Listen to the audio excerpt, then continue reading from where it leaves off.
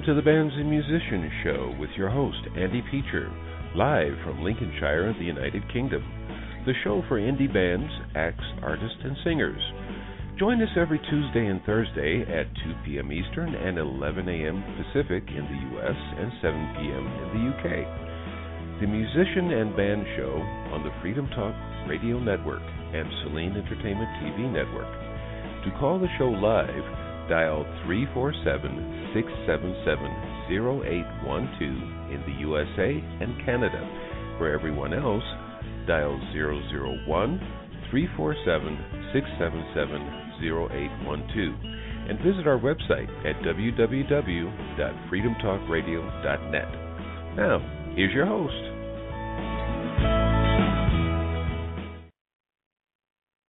Yes, hello and a very warm welcome. This is Andy Peacher. It's the Bands and Musicians Night every Tuesdays and Thursdays.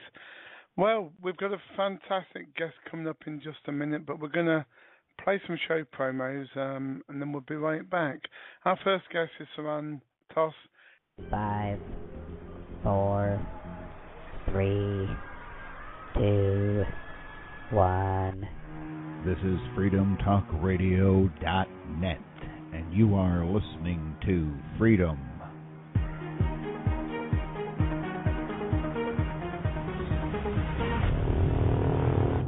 Talk Radio. From beautiful Celine in southeastern Michigan. Around the world. This is the 2009 Top 10 Webcam in the World winner. This is SETV. freedomtalkradio.co.uk. Let's go! This is the most diverse, most amazing, one of the funniest radio stations you could ever listen to on the internet. I've heard so much stuff from the ups, the downs, the lefts, the rights. The politics, the non-politics, the schmolitics, whatever you want to call them. It's great. Yeah, welcome back. We have Sarantos. And Sarantos is finally releasing his long-awaited and eagerly anticipated first solo artist music album. On November the 18th, 2014, Sarantos' music has received rave reviews so far, and he relishes this chance to pursue his lifelong dream. Sarantos' unique sound has been described by industry insiders as an emotionally powerful vocal style, masterfully united with music that is a fusion of classic 80s rock, blended with modern soft rock and pop music. Sarantos currently has over 1 million Twitter followers, 470,000 Facebook likes, and is rated 4 on Reverb Nation in the pop genre. Performed at the Toronto Music Festival on May the 6th with his new band to a sold-out live audience of over 200 people. With recorded hits and new tunes waiting to be released every single month until the day he dies. Wow. Dedication. Sarantos' music screams success, stimulates an overdue conversation in the changing music industry. Sarantos' loyal music fans continue to show their support by proudly showing off Sarantos merchandise and staying tuned into Sarantos' social media realm. His songs are being broadcast every day on various radio stations around the world, and basically, with permission, they will continue to be broadcast on Freedom Talk Radio, because what we do is, during our sort of interludes, our breaks, when we're not doing commercials for the station and the host, we actually play the indie artists' music, and we always reference, this is Sarantos, please find him, for example, on Reverb Nation, or find him on Facebook, Sarantos being S-A, and exactly, etc., etc. So people do get airtime with Freedom Talk Radio. But what a way to go, making so much fantastic music, such as Sarantos. Very nice to have you on the show today. Your fans, they love you. It must be something you've written and sung. Well, thank you, Andy, so much for having me. I really appreciate being on your show today. Well, it's absolutely a pleasure, and I get nothing but great artists come on my show, from I think this one was well, it was originally from Pam from, I've forgotten the company now, but yeah, the companies that send me artists, and this needs to be said, and TRS Radio, I mean, just fantastic artists. Joe, one thing I can't work out, Sarantos, is why all these great artists coming on, internet radio. I know it's good to get a few things, music sold, but most of you should be up in the charts. I mean, tonight especially, I mean, I don't always say this, but your songs and Evie's songs, they're just so super. Well, thank you so much. It's hard for me to answer that question. I guess my initial thought is probably, I don't know about Evie, but I'm currently unsigned. And I think when you're not with a big label, I think you have to work twice as hard to get exposure and just get your music out there. I think marketing probably has a lot to do with it, not being on the charts. That's true. So what was it, when you was younger, I don't know, shall I be a plumber? Shall I be an electrician? Shall I go to school? Or shall I just go and sing? I think my initial thoughts, I just always loved music, and I think a lot of it had to do with my family. Growing up, we always listened to music, in the car, at home. Singing, dancing was acceptable, and my parents were not musicians, but they always encouraged listening to music. And I never, obviously, made it my career choice because, along with, I think, most of the kids in grammar school and high school and beyond, I think there is a little bit of a bias against artists. And, if you tell someone, hey, I want to get a band together and I want to sing, most people kind of look at you like, okay, are you serious? Like, what's your real job going to be? You can't do that for a career. So I, like most people, I think kind of put it a little bit on the back burner, even though it was always a passion of mine. And probably about 3 years ago, I just decided, my father passed away from lung cancer, and I just decided, you know what, I'm tired of burying this deep down. I mean, it's one thing to listen to music, but I really feel that I need to get my passion out to the world. And I just decided it was time, and I just put my music together, worked really hard at it. In January of this year, I started releasing it to the world. Now that I've started, I don't think I'm ever going to stop. Yeah, so when did you actually first start producing your first record? It started January of this year being released, and I probably started about a year and a half before that, just because I'm such a perfectionist and I kept going back and forth and changing and tweaking and re-recording stuff. But I would say at least a year before it officially got released to the world. Wow. I mean, what sort of age group are you in? If you listen to the first song, Not Where I Want to Be, I'm clearly over 30. So I'm in the 30 to 40 age group. Okay, so you left it a little bit late then, I suppose. Yeah. Yeah. But then you don't have to be 19, 20, 21. I've heard from artists that are plus 50, and because of commitments with marriage, children and job, they've had to sort of eat their tongue, as one person said, and wait until I was free from life's issues to sing my songs. And he's now making songs every fortnight, every 2 weeks. He's bringing a song out because he's built up his passion over a number of years. Sure. I totally get that. I think it's definitely something that I personally tell everybody, it's never too late. Whatever your passion is, if it's not work, if you don't consider it work, I think you should go for it. I don't care if you're 80 or 70. It just doesn't matter in my mind. There's certainly no age to singing, and it's what matters is, well, me personally, because I think differently, and I know people have got to eat, but I also think as long as people are enjoying my music and it's not costing me anything, as long as I can eat and it's not costing me anything other than eating, and people enjoying it, then the money's not the problem. I just want the happiness, people to feel the happiness. That's a great statement. I completely agree with you. Because I think, there's a lot of education in music, there's a lot of enjoyment for listening, and of course, if you're not, let's say you're not well and you want cheering up, the first thing I go for is music, or I sing along in the bathtub when I'm feeling down, or even when I'm feeling happy. It's good to sing along with your hairbrush, even at my age, in my late 40s. It's true. Music is the universal language. I definitely agree.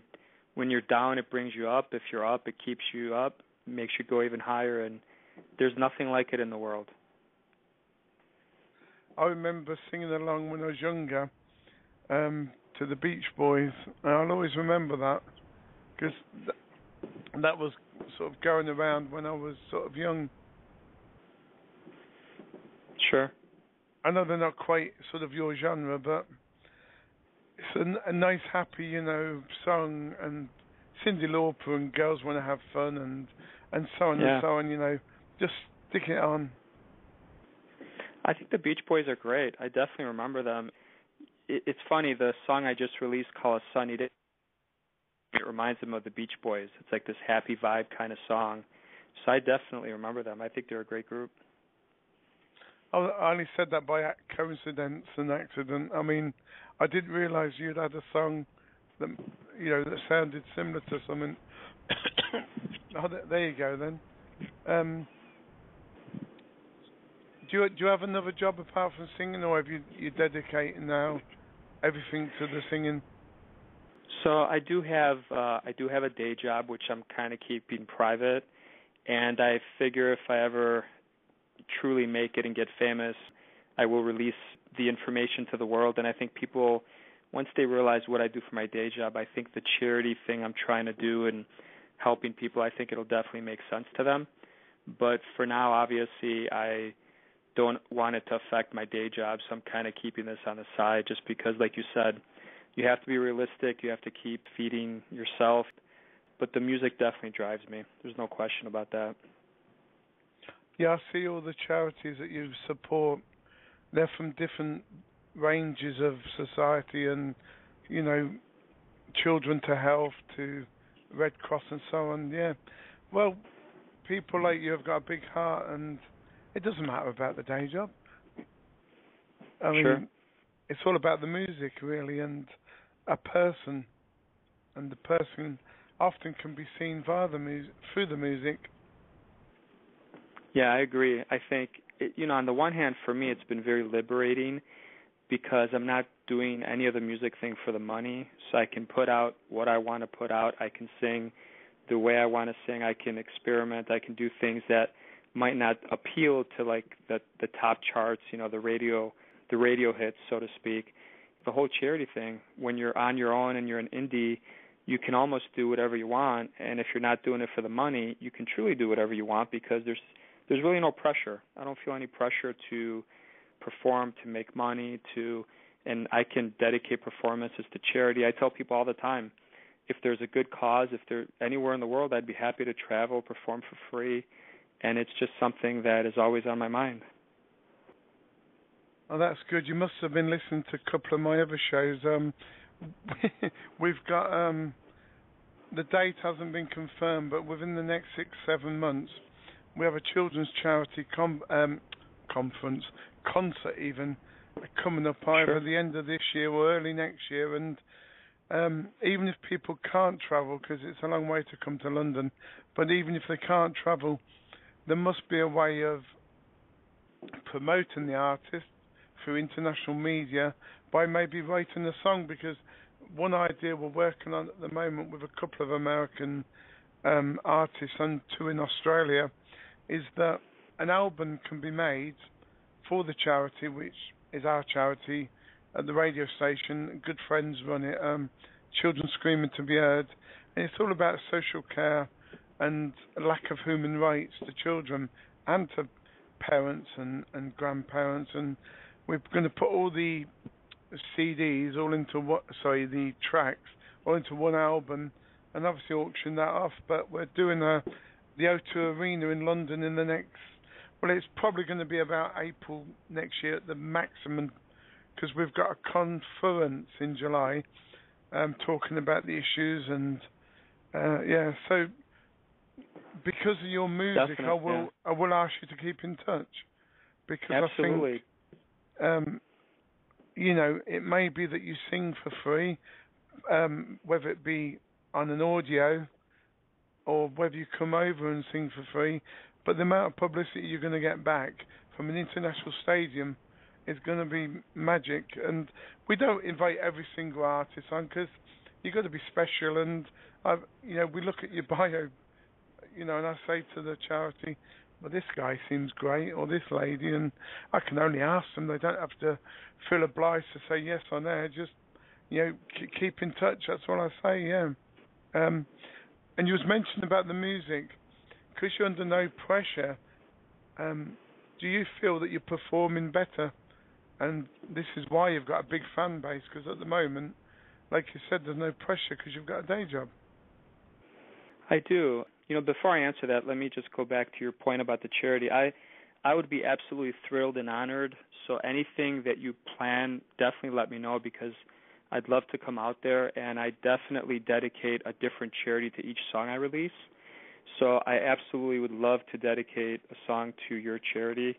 So definitely please keep in touch with me and let me know, and I'd love to, if you guys feel I'm worthy, I'd love to come out there.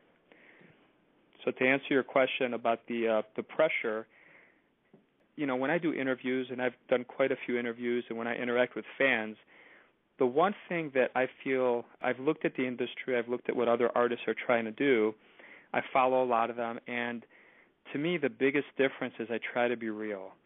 So not only is there no pressure, but I'm not trying to pretend I'm someone that I'm not. I understand the big labels, the big artists, I understand they have marketing agencies, I understand that they spend a lot of money to promote their social media, but if you look at them, they're always asking you to buy a ticket for a concert or buy their CD. I've never asked any fan to buy anything, and I never will. So to me, I interact directly with the fans on Facebook, Twitter, and I can be myself. I mean, other than staying away from political or religious comments, you find out about me. I mean, I'll put a little link there about the World Cup game. I'll put a picture about chocolate. It's like it's me. It's not something that's made up. If I meet a fan out in public, they're not going to be surprised to say, wow, you look different or you sound different or it's what they are exposed to is me. And I don't have the pressure of a label telling me you have to sound like Adam Levine. You have to look like him. If you look at my videos, what I try to do is I'm always trying something different. I'll have a beard. I'll be clean shaven, short hair, long hair. So I don't have, and I understand branding and marketing. I currently have no marketing team, so I don't have anyone that I do everything myself. But at the end of the day, I can be myself. I understand branding. I know it works, but I'm trying something different. And I do think it's liberating. I don't know what else to say. I really do. Well, I can sum it up in a recent blog on Reverb Nation. And this really does sum you up to a human being now. June the 12th, you said on Reverb Nation is growing on me. Cool site, and I love all that they have to offer. Convenient and great for super busy artists like myself. So what you're saying is, in human terms, oh God, scary technology, but I'll try it because I'm willing to give it a go because my fans need a bit of interaction with me, and a real human statement. Yeah, I try to post on Facebook and Twitter and everything, maybe like twice a day. So in the morning, I'll usually, like anyone else, I'll read like USA Today, Yahoo News. I'll kind of see what's going on in the world, and I usually give my spin or my comment on something. And then at night is a more personal thing. So at night, it's either a picture or a funny picture or another video that's released. It really is not set in stone, but I also don't want to be like other artists who are text or, Twittering and Facebooking like 20 times a day, because then it loses its meaning. So I think you can find out about me, but at the end of the day, if I start putting every meal, people aren't going to want to see pictures of every single thing I eat. It's got to be a little entertaining or a little real, I think. Yeah, there's a fine balance. You got to get a fine balance between some of these what I call what's that terminology you use when it's sterile, I suppose is the word. It may not be the right one, but you get a Facebook page and you know it's sterile. It's probably been done by some media marketing company, and the artist is not there because it just advertises tickets, songs, all for making money to the person who's doing the Facebook page. But yourself, you're a little bit in the morning, a little bit at night, and that's the first bit I thought, why is this guy putting his meal up that he ate the other day? And I'm thinking, he's a true human being there because I've not seen it, before. Yeah, I agree. That's and the other thing, to take it a step further, if people put a comment on my YouTube video or even on Facebook, I'll get direct messages. I respond to all of them personally, and to be honest with you, 99% of them are cool fans. They're down to earth. They're complimentary. I mean, sometimes you get someone who absolutely hates what you're doing, but I thought there'd be a lot more negativity. But I think just being real, it really relates more to the fans. It sure does. Well, let's have one of your songs now. We'll play it in order that I've got them here.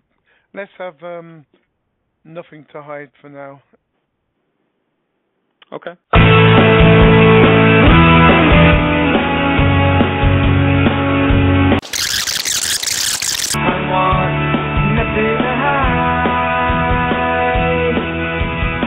So, this is all about music? Yeah, it's my passion.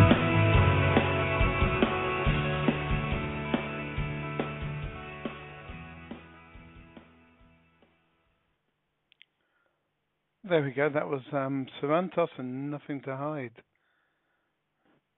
Right, Sarantos, so what was all that about, that song?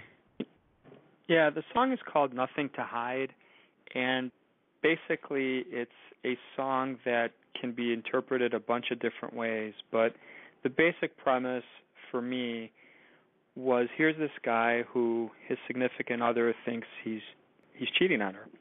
And at the end of the day, the interesting twist on the video is it's really not anything like that. He's not cheating on her. Really, where he sneaks off to and what he's doing, at night and at any time of the day that he can get away from his daily life is he's making music. So music is his passion, and that's what it's all about. And the charity I picked for Nothing to Hide is the American Lung Association.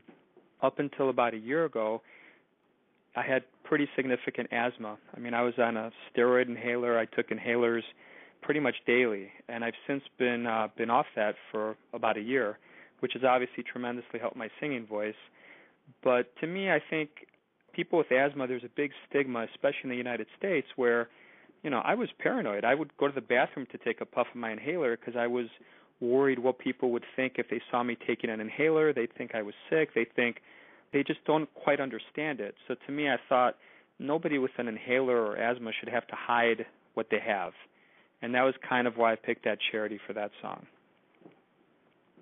Oh, great. I don't know if you've heard of, well, we work, because we're working with the charity, children, they've actually told us, these doctors in America, that asthma and the inhalers, actually, the steroids in them make the asthma worse.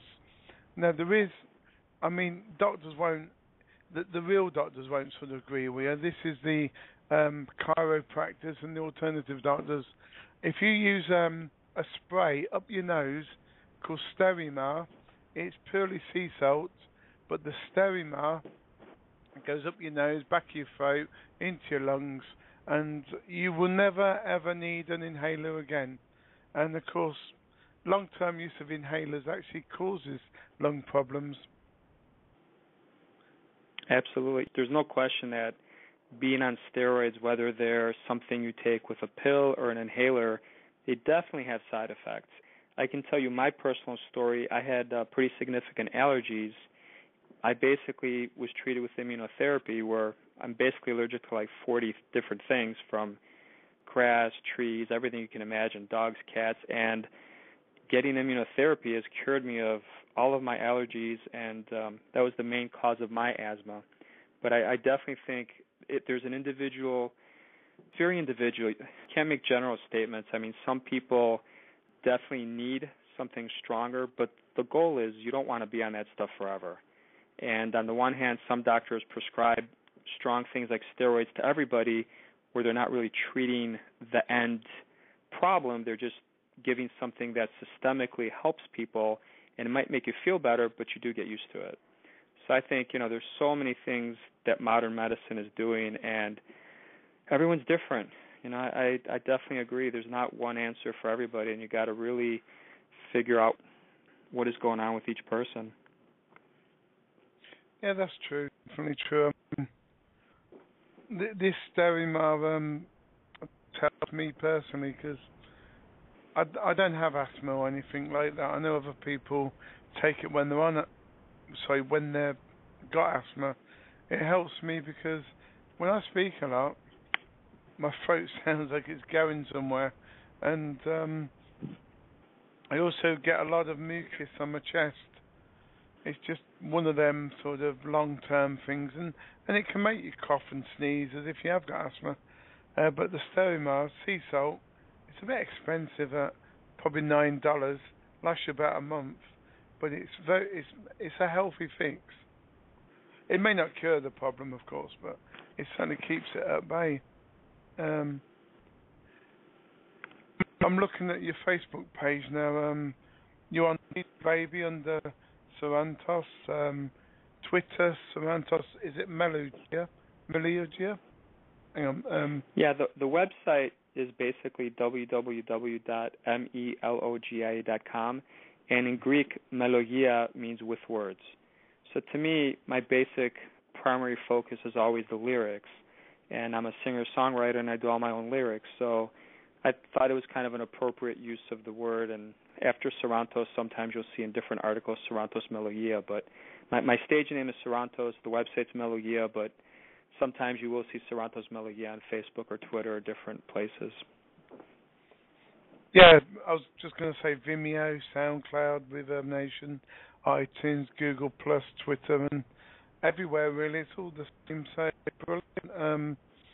What I was going to ask, any chance to go on tour or just find a few guys nearby and just go and play in the bars and clubs?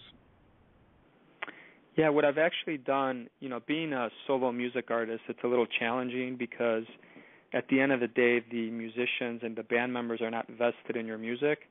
So every time you rehearse or play, you have to pay them out of pocket. And what I did is about a month ago in May, I was invited to perform at the Toronto Music Festival. So I did get a band together. We performed there. It was great. And I'm actually currently tweaking the band, but I do want to start performing, like I said, anywhere in the world. So obviously I have performed, and I don't mind performing at small bars, but I think because of my day job and because I have to pay the band every time we perform, hopefully I can get into some of the moderate-sized venues on up. Not that I'm averse to performing anywhere, because I perform and practice all the time, but that's kind of my goal. Well, like I was saying earlier, we've got Vince Jennings. He's from Australia, and we've got I forgot his name now. I had it a minute ago. Vince Harris. His second name's Harrison, anyway, from America. Then we've got a lady, and they're all agreeing to come to this concert, and the venue will hold 25,000 UK people, mainly supporting the charity, but also supporting indie artists.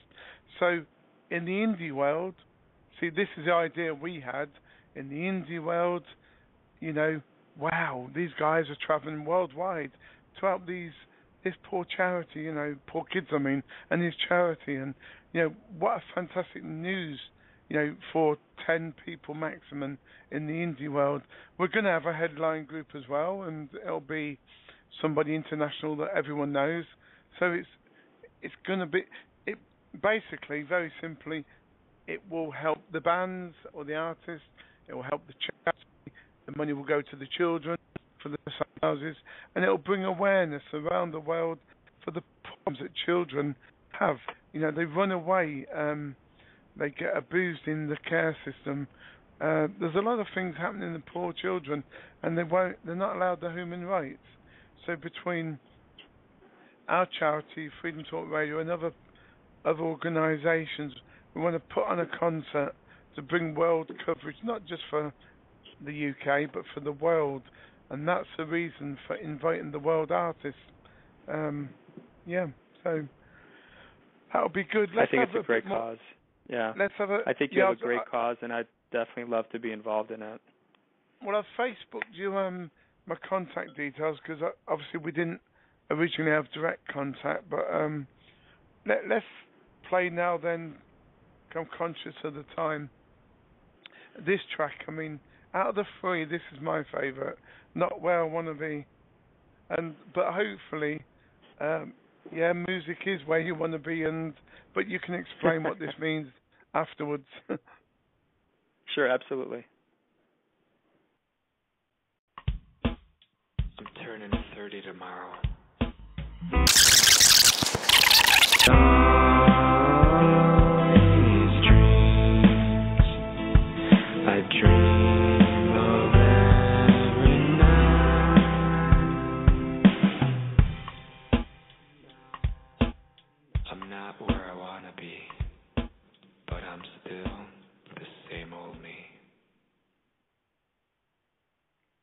Oh, brilliant. Now, Sarantos and Not Where I Want to Be. Yeah, I like that record. It's very, very personal, yeah. I love it. Thank you. Oh, you're welcome, of course. I know we've heard the song, but do you want to tell us what it means to you?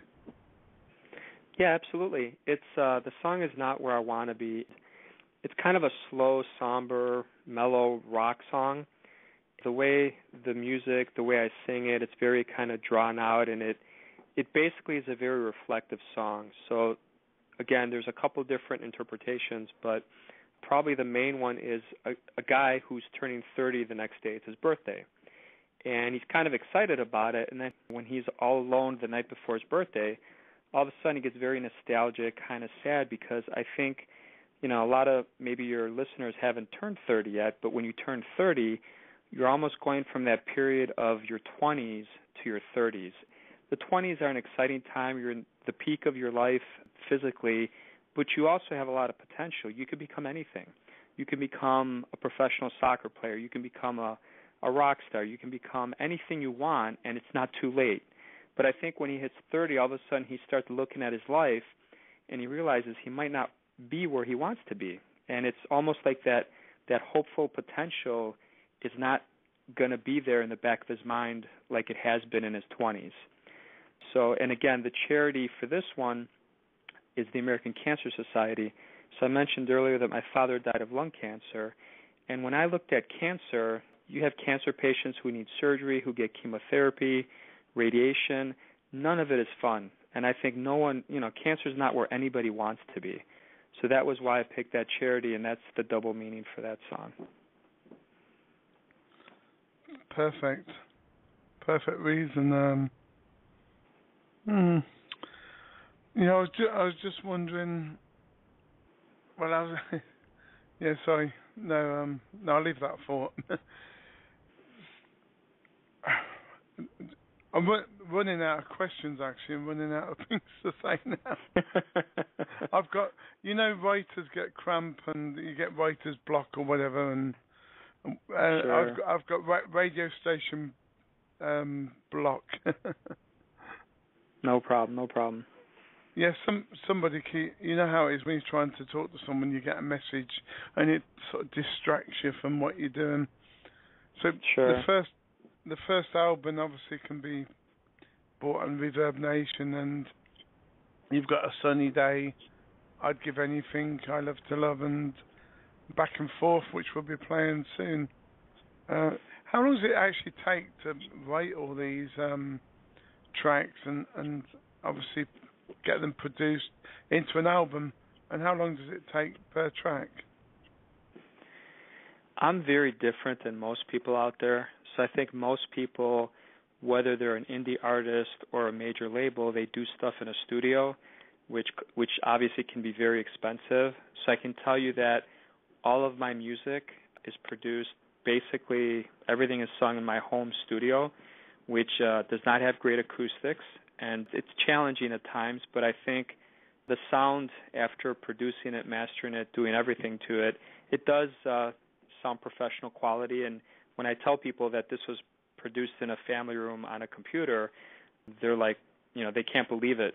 So again, not that I have the best voice in the world, but I think can definitely try a lot of different things. All the songs are made usually in Logic.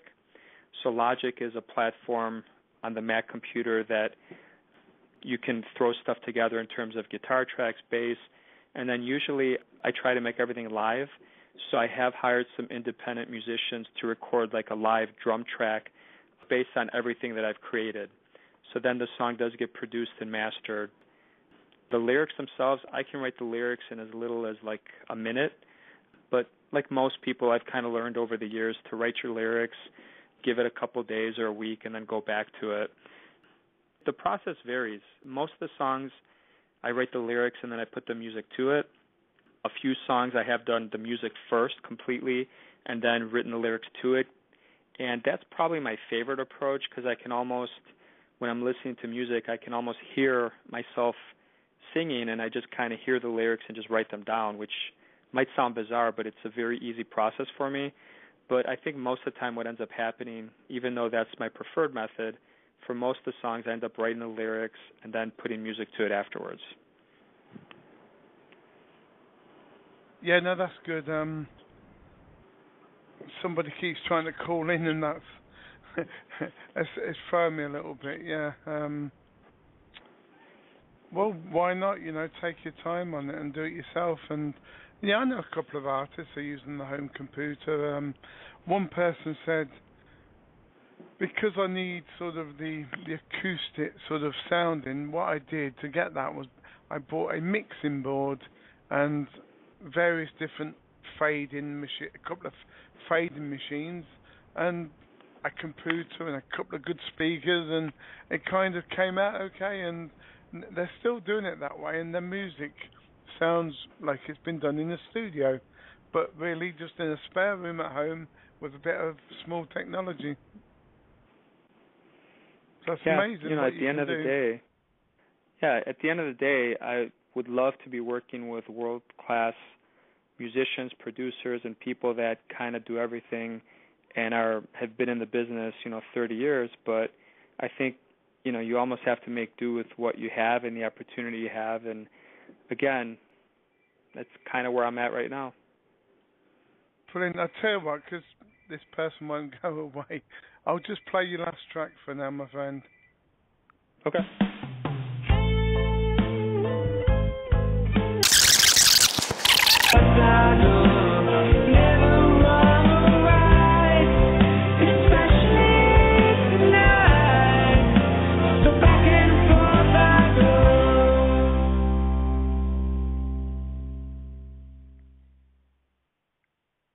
Yeah, Sarantos and back forth and then free.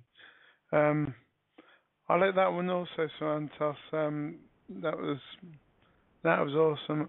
I think you're going to be brilliant when you get a break. I think all artists need a big break, and you're going the right way.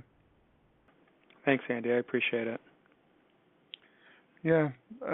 Incidentally, the person who's been trying to call me, he didn't realise on the radio he's another indie artist called Tom Ace. And I said to him, you know how to call in the show, because I could have talked to him while I'm sort of playing the music, but he tried to call on his mobile. So I tell you what, no problem. Do you want to give out all your contact details and where they can find you, and then I'll be able to play a song before my next guest?